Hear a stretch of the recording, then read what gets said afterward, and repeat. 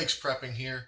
Today we're making homemade granola bars. This granola bar recipe and method is something that I've settled on as my go-to granola bar recipe after having spent a lot of time over a number of years playing around with and trying to come up with just the right granola bar recipe that I like. These granola bars are pretty reminiscent of the oats and honey variety of the Nature Valley granola bars, but just a little thicker, a little bit chewy, and a little bit more protein.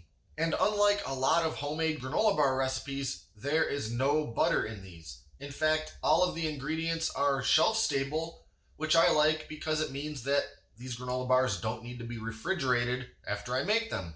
So enough introduction, it's granola time.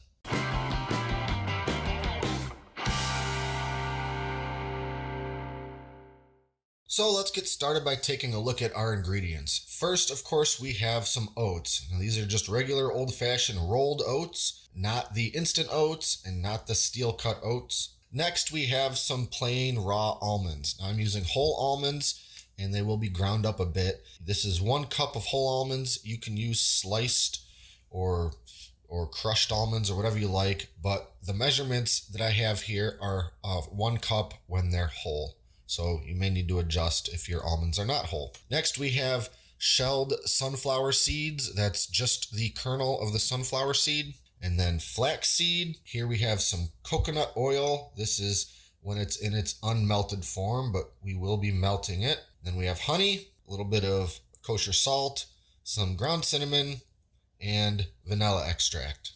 Now, since we're talking ingredients, let me mention real quick that you can add some other stuff to this if you prefer.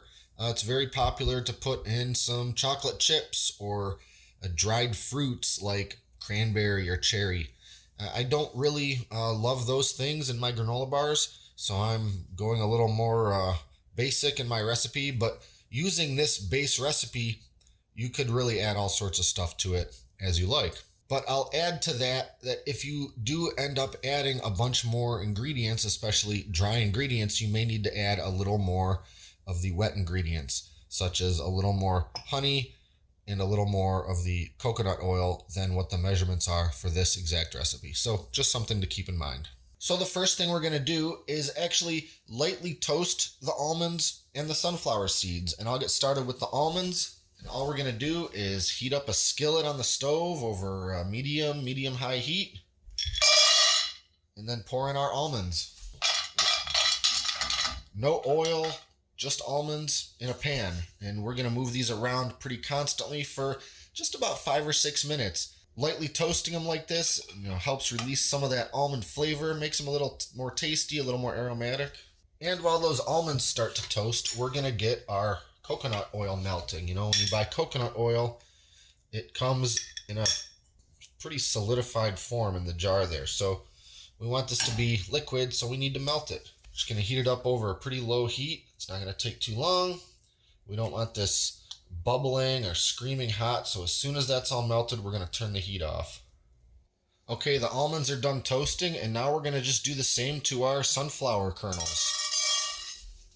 These are really gonna just need about 3 or 4 minutes on that medium-high heat. Just again, give them a little toast, help release some of that flavor. All right, now we're moving over to the food processor. And the next few steps really just involve processing all of the ingredients sort of in different phases. And we're gonna start with our almonds, sunflower seed kernels, and our flax seed. And I just want to process this on low speed for somewhere between 10 and 20 seconds, just until all of my nuts and seeds are ground up into a pretty coarse meal. Okay, that's just about what we're going for. Now I want to end up with a texture that's a little less coarse than that, but we need to still do some more grinding, so I don't want to process these all the way.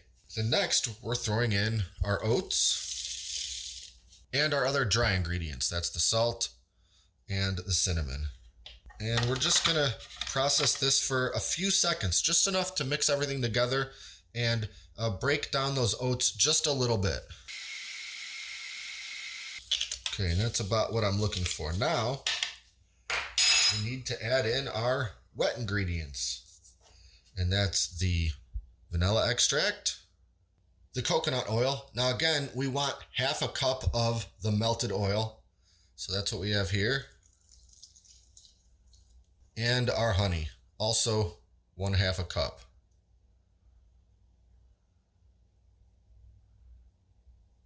Now we're just processing a little more, and all we really want to do is get all of those ingredients incorporated.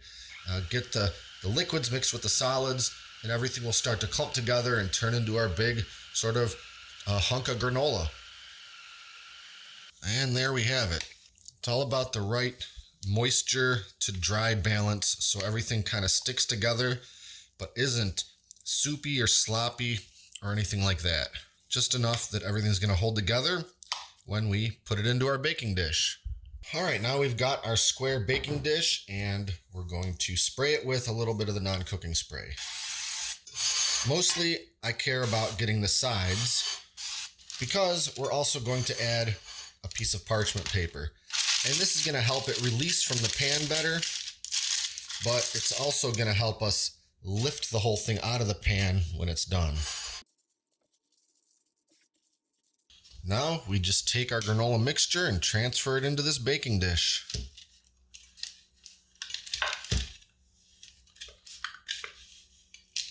Using the back of a big spoon, I'm going to just start working this around, spreading it as evenly as I can to all edges of the pan.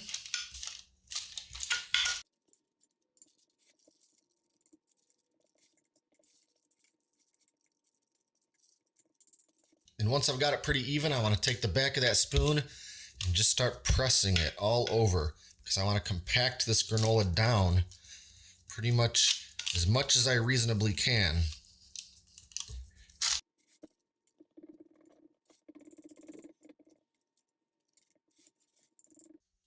Now we bake at 350 degrees for 25 to 27 minutes. And there we have it. Now I'm just going to go ahead and let this sit on the counter for a little while until it's sort of cool enough to remove it from the baking dish. So we'll come back here in, 10, 15 minutes.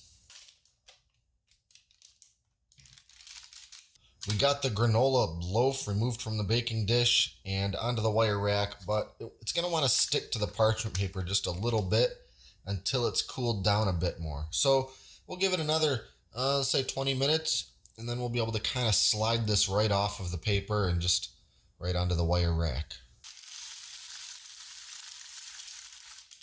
And now I'll just leave this here on the wire rack for maybe another hour until it's completely room temperature. And then we're going to cut it into bars. Okay, so I think the best way to cut these up into bars is to first cut it in half pretty much right down the middle using a very sharp knife.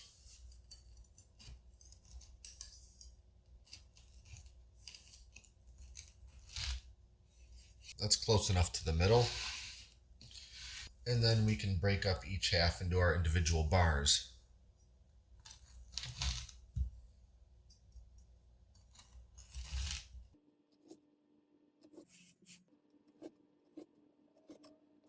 And here we have our finished product, 10 homemade, tasty, protein-filled granola bars.